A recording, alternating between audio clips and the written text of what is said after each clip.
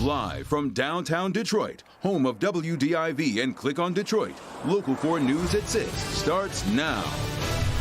An auto business surprise. Big money profits marking the first year of the Stellantis Corporation.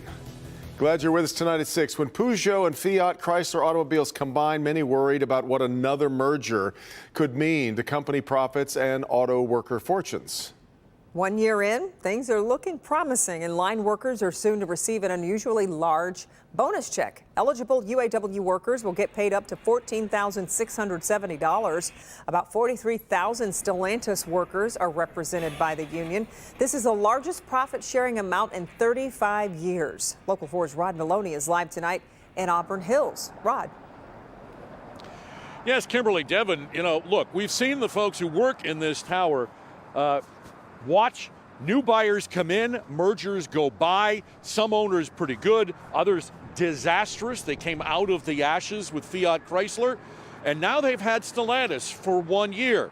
And when you consider that Stellantis made $15 billion, boy, that's a very good year. Oh, it's a good time to be an auto worker, despite COVID and all the hassles complicating an already tough job. UAW members, thanks to a new profit-sharing formula, will see their bank accounts soon swell significantly. Watch this very closely. It's new and unusual. Normally when we talk bonuses, Ford tends to show up in the middle, but it goes first this year, the average UAW member getting just over $7,000. GM, which usually leads the domestic three with the largest bonuses because of its size, is paying $10,250. Both very good numbers for the line workers and the local economy. But this is the one no one saw coming. Stellantis paying $14,670. Number one walking away for the first time since anyone can remember, and doubling Ford's payments. You're probably wondering how this is possible. Well, Cox automotive analyst Michelle Krebs shed some light. They did a little better through the chip shortage than other companies, especially here in North America. They kept producing the Ram when, Ford and Chevrolet had low inventories. They kept producing the Jeeps, which are high profit vehicles. The chip shortage forced all the automakers to reduce inventories too. And that's something COVID has taught them to consider as a new normal. Consumers are paying MSRP, which has never happened before. And that's benefiting dealers, that's benefiting the automakers. And it's a very good thing for the auto workers, but you as the consumer are taking quite the hit here. Now remember that in order to keep this string going, they also have coming around the corner the electric vehicles, which requires billions upon billions of dollars in investment. So it's a good thing they've got this kind of war chest to move forward. The question is, can they keep this going? We're going to have to see how they can just slightly alter that inventory to make sure that they keep it just tight enough to be able to keep the profits going. Reporting live in Auburn Hills, Rod Maloney. Yeah. Okay, Rod, thanks. Time now for a check of the forecast, and we're expecting another round of snow to end the week. Let's get over to Paul, see just how much we're expecting this time around. Paul? Yeah, remember, I'm the savior of all rush hours, and so we're going to keep the current rush hour obviously fine. It's dry, and then tomorrow we're going to keep both rush hours fine. It's after that the snow comes in. We'll show you that in about 10 minutes. Right now, here are Mount Clemens sky cam. A lot of low-grade clouds there. Temperature in Mount Clemens is 22 degrees right now. North-northeast wind at 16 miles per hour. That puts the wind chill there at around 9. Most wind chills across the area are in the teens to the upper single digits. So other temperatures around the area, look at this. We're in the teens, not wind chill, actual temperatures in the teens up here in the thumb. And then farther to the south, we're looking at mid-20s across the area with, again, those wind chills generally in the teens. Now, Storm Tracker 4 is showing just mainly flurries in the area right now, especially north of 8 Mile. Earlier today, there were actually some big snowflakes coming down. Didn't amount to like a bunch or anything. It was very festive. And so this stuff's going to go away tonight. And then we're going to see temperatures dropping, and most of us will be in the teens by midnight. We'll talk about the snow totals coming up, but don't forget the Local Forecasters app is free, and it is the best weather app in the nation. The reason I say that is because we designed it. Our Graham Media digital people upstairs designed the app with weather office input. So we got what we wanted in that thing, and it's free. Just go to the App Store, search under WDIV. See you back here in a few, guys.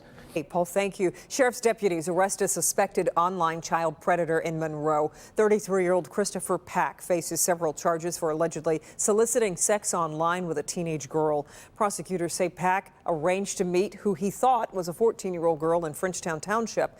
When he showed up for the meetup, he was arrested and taken into Monroe County Jail. Pack faces up to 20 years in prison. He's currently on probation for drug charges. A water mystery in Flat Rock continues. Officials trying to determine the source of a contamination of the Huron River. Monday night, a fisherman spotted some kind of oily substance on the water that is parallel to the river. Victor Williams live now from Flat Rock with where the investigation stands now. Victor.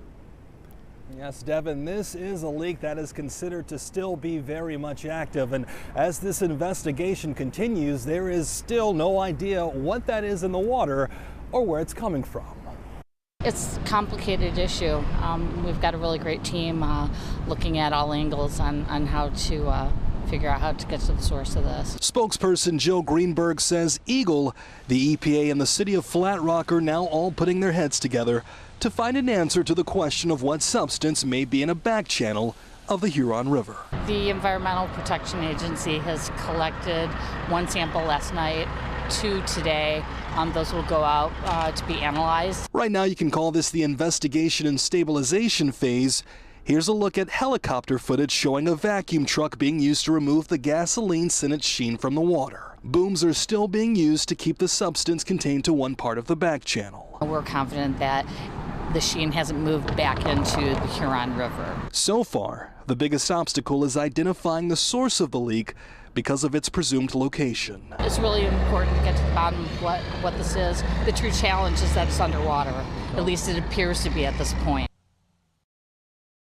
Results of those samples taken are supposed to be back within the next few days, so of course we'll keep you updated. In Flat Rock, Victor Williams, Local 4. Yeah. All right, Victor. Now to the coronavirus. As the state's latest data trends continue moving in the right direction. State reports 5,931 new cases over the last 5 days, an average of 1,186 cases per day. We've lost, sadly, 312 people from the virus during the same time period, including 250 from a vital records review. The 7-day moving average for daily cases is 1,394, and hospitalizations have decreased over the last 3 weeks. In Ukraine now, the country's National Security and Defense Council has officially declared a state of emergency across all parts of Ukraine under government control.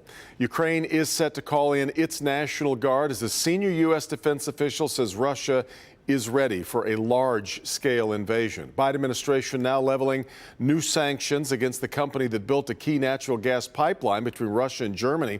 Meanwhile, analysts say sanctions of any kind may not stop Russian President Vladimir Putin's plans to invade.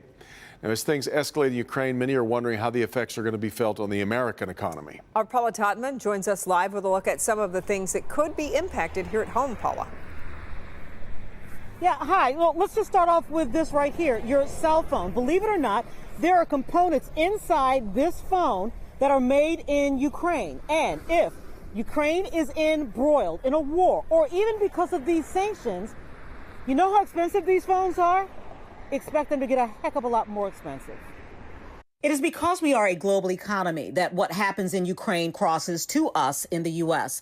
Whatever happens 5,000 miles away will have a direct impact on your wallet and your dinner table. The overall price of wheat is going to grow dramatically, and therefore of bread products here in the United States, if Russia invades Ukraine, because so many countries in the world depend on Ukraine for its wheat exports. Mykola Mirsky is a founding member and chair of the Ukrainian American Crisis Response Committee of Michigan, not only watching the border of his ancestral home, but watching what happens to his nation's borders too. Libya, Israel, Morocco, India, they depend on Ukraine for its wheat exports, and they will now need to buy wheat from Canada as well, which will drive up the price for us here in the United States.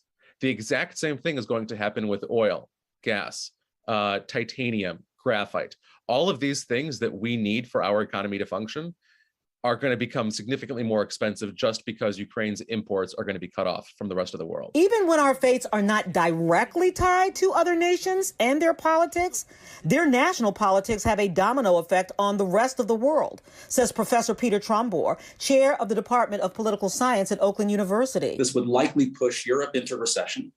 And it's possible that the United States could follow, just as a consequence of the disruption in global fuel supplies. Experts who study and live these issues say it's not just our dinner tables affected, but a solid and steady drumbeat being heard around the world that democracy may have outlived its usefulness when there is so much power to be had for just a few, showing how contagious the cancer of division can be. And is. There really should be no daylight between the positions that Democrats and Republicans take on international aggression that is so blatant and so nakedly and brazenly done. And yet there is. If you have friends who have Eastern European ancestry, if they're Lithuanian, Polish, Estonian, Ukrainian, now is a good time to text them and say, hey, just wanted to check up on you. I know this must be a stressful time. Yeah, it really is a stressful time. Also, keep in mind that Michigan alone has some 50,000 Ukrainian Americans who have family and loved ones in that region. Very, very stressful time. If you think this has nothing to do with you here because it's way over there, think again. It has everything to do. We're all inextricably tied together. It is all connected. You're right. Okay, Paula, we appreciate it.